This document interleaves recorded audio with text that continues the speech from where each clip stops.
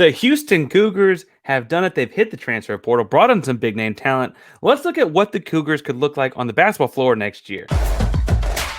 You are Locked On Cougs, your daily podcast on the Houston Cougars, part of the Locked On Podcast Network, your team every day.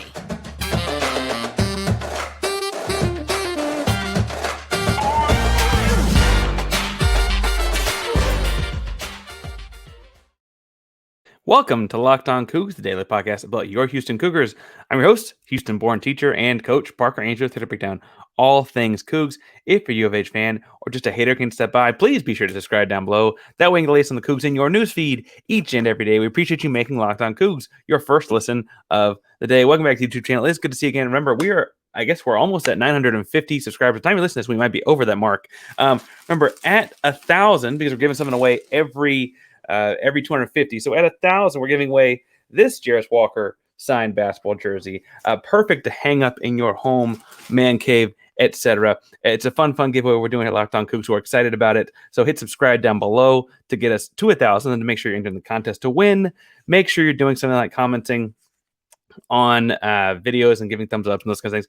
If you are listening to this whole basketball talk and you're like, I don't want to talk about basketball talk, tell us whether it was Easter or Passover or whatever holiday, if you were breaking fast at some point later in the day, what did you eat first on your holiday plate this weekend? Now, I'm going to do a couple things here. One, we got to talk about the basketball transfers that came in. So in the first segment, I'll talk about the guy that came first and Damian Dunn. In the second segment, I want to talk some about LJ Cryer. I know that might be out of order for what a fan wants to hear, but trust me, this whole thing will be a fun talk. And then the third segment, I want to investigate the question, are the Cougars done? We're going to start that question today. We might hit it again later in the week. If you came to this looking for talk about a spring game that did not happen, well, it didn't happen, but also we'll talk some more about football in tomorrow's episode because Holgerson and the staff does sound like are going to be talking to media on Monday. So we'll recap that and kind of wrapping up the spring, putting some bows on stuff on Tuesday. But on today's episode, let's get to Damian Dunn. Now, Damian Dunn, you'll remember, as a 6'5" guard from Temple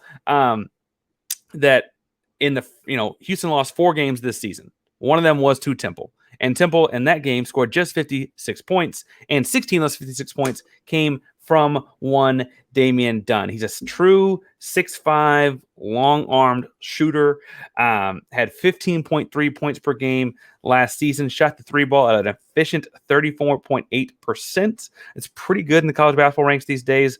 He also, for what it's worth, shot 81.4% from the free throw line. And I would argue that the 81.4% from the free throw line is actually more impressive than some guys that might shoot a little bit better than that because of how many free throws the kid shot.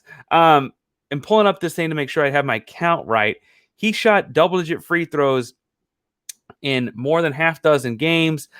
He is a constant attack at the rim kind of guy that fights through contact, gets and ones, gets to the basket, gets his free throw line, etc. Kind of settle down the game a lot of ways for Cincinnati. For Cincinnati, sorry, Cincinnati is the game log I have pulled up for Temple.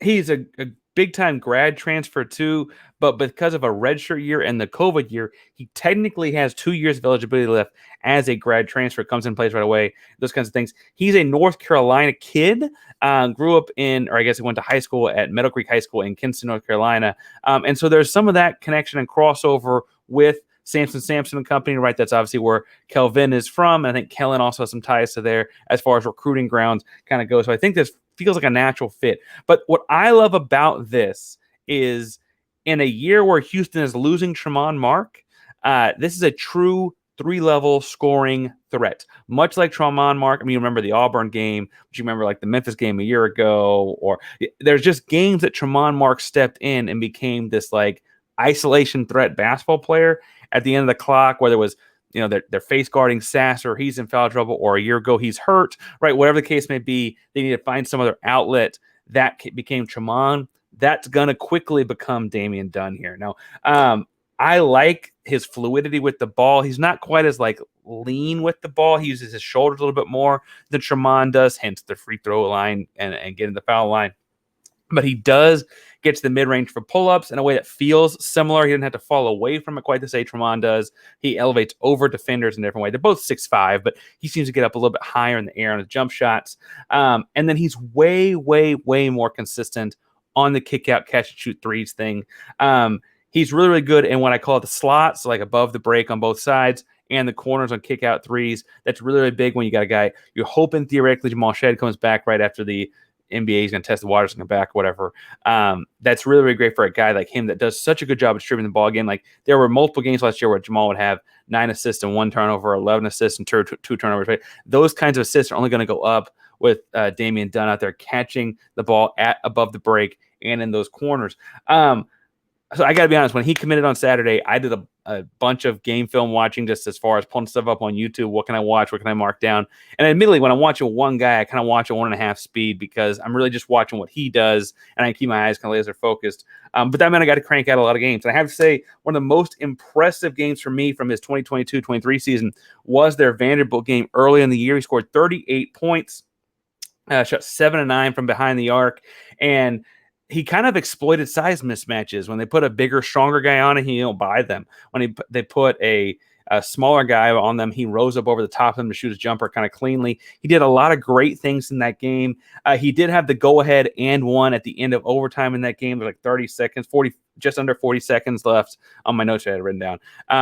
And admittedly, they don't win that game against Vanderbilt. That's Power 5 competition, and he is performing at the biggest stage. And again, 38 points. He also, for what it's worth, had 34 points against Cincinnati, and he attacked Landers Nolley in the post. Landers Nolley thinks he's going to go pro this summer, or he's going in the draft, that kind of stuff, right? Attacked him in the post, shot over the top of other guys on switches. I liked in the Cincinnati game, that's where you see a lot more of the mid-range come up and the mid-range pull-ups and those kinds of things. And then the Villanova game, he ends up winning the game on his own down the stretch. And so if you're going to pull up like a single game to like look for the competitor, the kind of like Houston Cougar basketball player, they got like some guys who just like look like Cougs. That for me was that Villanova game. Crosstown rival. I mean, I guess technically they're not quite like they're not in the ACC or whatever, but like a Power 5 feeling school just now championship a couple years ago, right? Villanova is that elevated program, and he rose to the occasion, and that all sets up to me a great fit for a guy to join Houston going into the Big 12, right? Houston's going to be playing a lot more of those, I mean, Vanderbilt type power conference schools. So we're playing the Villanova national championship contending programs. They're going to be playing Cincinnati, right? Those schools are going to come in the fold for Houston, and he's performed on stages against those guys as a 6'5" multi-level scorer. I will say, as far as deficiencies and things I want to see grow, I imagine schematically he'll fit into the Houston defense well. I don't mean to say that, but he wasn't the rebounder aggressive type that Tramon Mark was. Gets about a rebound less per game on averages, but there were some games on the stretch where like Tramon had 9 boards, Tramon had 12 boards, and those were really, really important games. I need to see some of that. He's got the size, the length, or whatever. But remember, Temple had real deal bigs, true big guys, and didn't need him to do that. So I just didn't get to see that in watching game film on him. I wonder if he can do those kinds of things. The other thing is, I got to say, like, again, Houston, I say this at the start, I say this at the end, Houston lost 4 games. One of them was to him and Temple. And I think that, like, that competitive nature in that game, looking for a competitor, obviously it was not his best shooting game, right? He shot 3 of 8 from 3. I don't think he made a 2-point field goal. But that was the competitor you're looking for Houston to build into the Sampson culture, to continue to add the Sampson culture, I should say, as you're going into the Big 12. Speaking of the Big 12, the other addition over the weekend, LJ Cryer, is really, really familiar with the Big 12 and having just played on the Baylor Bears. But first, I want to talk to you about our buddies at FanDuel. Now, FanDuel is America's #1 sports book, and it is baseball season. Yes, it really is baseball season. Hard to believe. I guess the Rockets just ended there, so, grand slams, no hitters, double plays. They're all back. There's no better place to get in on the action than America's #1 sports book. That is FanDuel. That's because new customers can step to the plate with a no-sweat first bet up to $1,000 and 1,000 big ones. Just go to FanDuel.com/lockedon to place your first bet and get up to $1,000 back in bonus bets if you don't win. So what I'm going to say here is on the Monday night game between the Astros and Pirates. Now, I know you probably think the Astros are kind of have a rough opening the season, right? It's not a little bit of a World Series hangover, but they're the Astros favored by 1.5 runs, and they have the over-under set at 7.5 runs. I'm thinking the Astros continue to get back on track here. I'm saying the Astros, and I trust the bats almost more than I do the pitching at this point. So I'm going to say we're going over the 7.5 runs as well. I think things are starting to get back on track after Sunday's game. That's all I'm saying. I will say also they still have the Astros as the favorite at plus 650 to win the whole shebang. I don't know if those odds will get any more favorable as far as making more money goes. So I say you go hit that up before we get too far in the season and gets down to more like 5 or 550. So go hit that as well. And I'm telling you to go hit it at FanDuel, so don't miss your chance to get a no-sweat first bet up to $1,000 when you go to FanDuel today. Just go to FanDuel.com/lockedon to sign up. FanDuel, an official partner of Major League Baseball. All right, so I said LJ Cryer is the other big name, and frankly, there are national folks that probably listen to this episode and think he's the only big name because LJ Cryer was consensus top 10 player available in the transfer portal. He was a tremendous get for Kelvin Sampson and company. The Katy native went to Morton Range High School with Eddie Lampkin actually back in the day. Averaged 15 points, 2 rebounds, and 2 assists last season at Baylor. He was also a third-team All-Big 12 player at Baylor last season. He was on the national championship team that beat Houston in the Final Four in Indianapolis in 2021. He wasn't a rotational guy really, though, in that game. He got in the game at the end because Baylor kind of ran with that game. They ran with every game that tournament, if you're paying attention. But he wasn't a key figure on that team as much as he's been the last 2 years. Last year, 2021-22, he came in off the bench a lot. This year, he was a 31-game starter. I have to say that I was impressed in watching him. I saw the shooting stats immediately, right? Shot 41.5% from three, and for reference, that's better than anyone in Houston's roster last season. Yes, including Marcus Sasser. It's better than anyone in Houston's roster last season. He's a tremendous shooter, but I was impressed that he does it fairly consistently both off the catch and off the bounce. So to me, that means he's a true shooter, right? And looking at his plays and clips and watching a couple of his games. And that's really impressive to me because you typically see guys favor one or the other and kind of boost up their stats by doing that more, right? So if you're a 41% three-point shooter, maybe you shoot 45, 46% off the catch, and, more like 35, 36% off the dribble, and you're pulling it to the middle and right there. No, he's really, as far as me watching a few of these games, appears to be authentically 41.5% from both. He's also an 89% free throw shooter, and he doesn't get the line quite like Damian Dunn is, or Dunn does, or will, but he does a great job in transition of attacking the rim. He's got broad shoulders attacking the cup.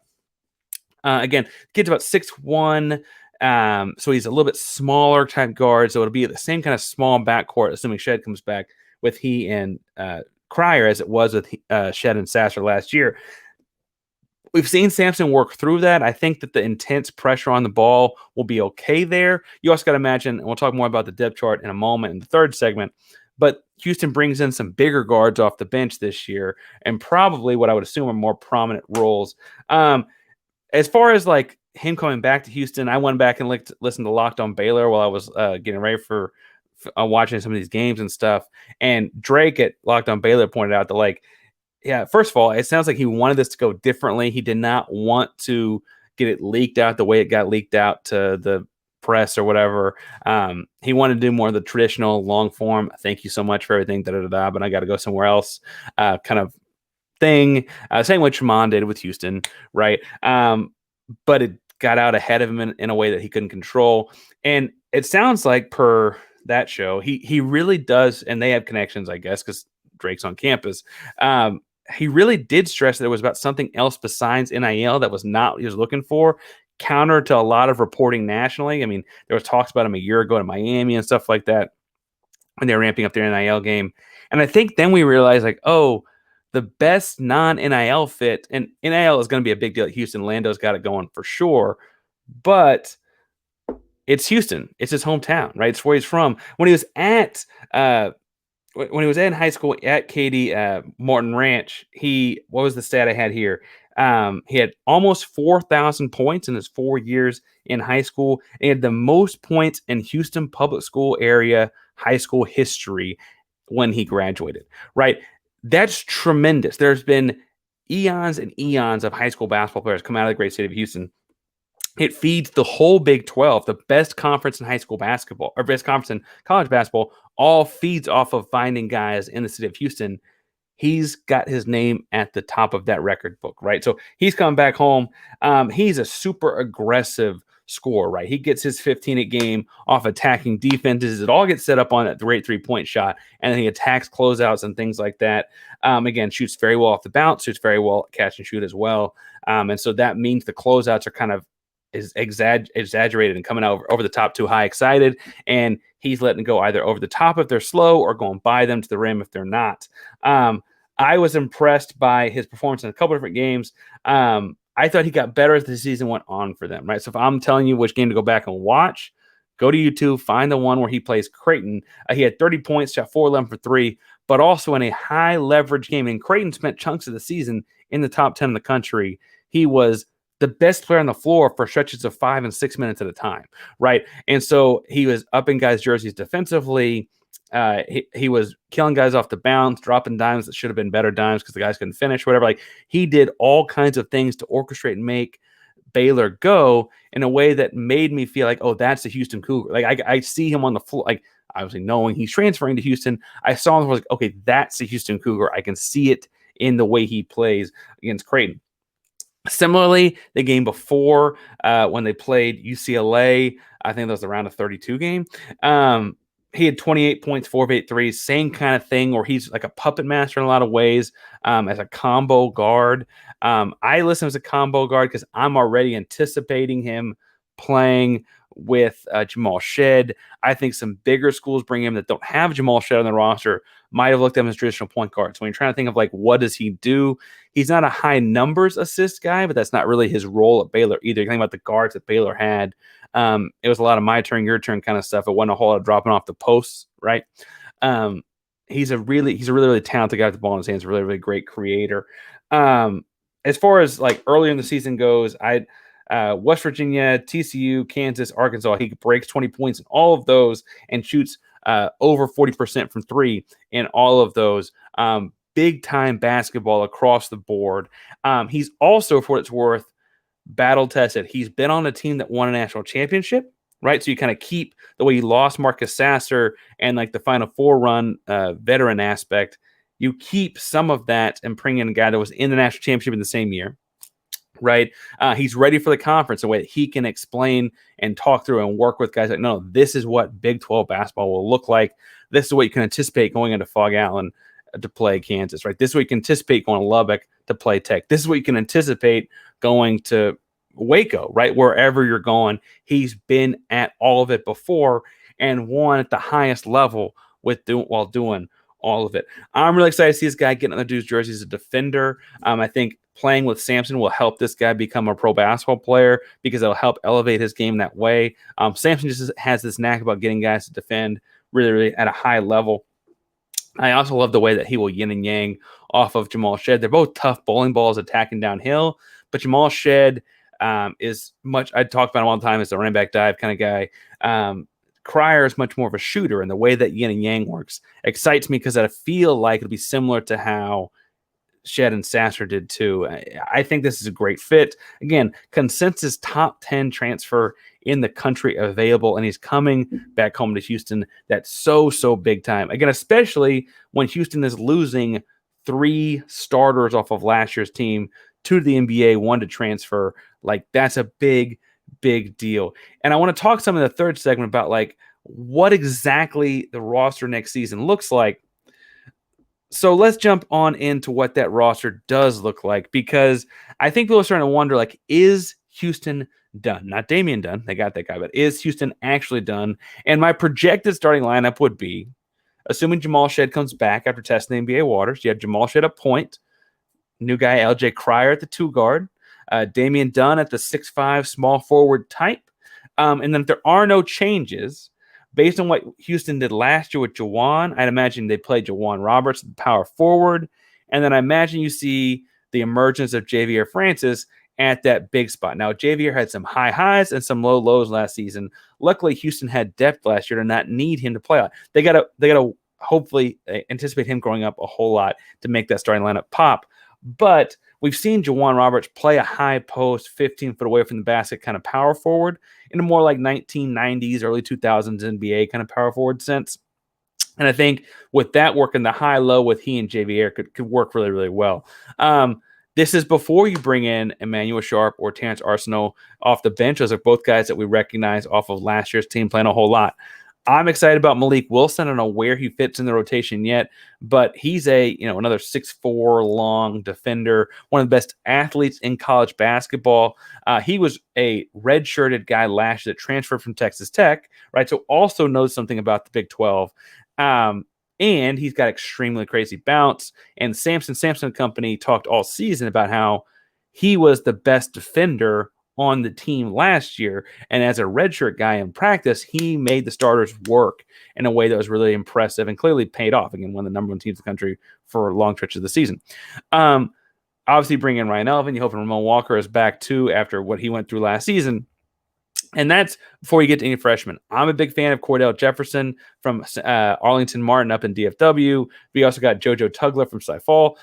Said Lath is already on campus. And Jacob McFarland's coming from California, right? Tugler is listed as a power forward in the same mold as Jawan Roberts is. Then said Lath and McFarland are both traditionally built centers. Lath is a giant. He is huge, like a weightlift, like Coach Alan Bishop's dream kind of build, like giant, broad shoulders, big arms, big quads, big, strong guy. McFarland needs some of that. He's a tall, skinny guy with great ball skills, come from California. He's not on campus yet in the same way Lath is, but he'll be here this summer, and I anticipate he may redshirt, not because he can't play right away, but because with the rotation, kind of the logjam happening at the big fellas, it might be worth it to let him put on some good weight to play the center position. But we'll see. We'll see. And looking at this, I guess technically Cordell or Emmanuel will start, or would be the backup point guard. But the truth is they'll run sets with LJ Cryer as the point guard and someone else rotated the shooting guard, probably more often if Jamal Shed's on the floor.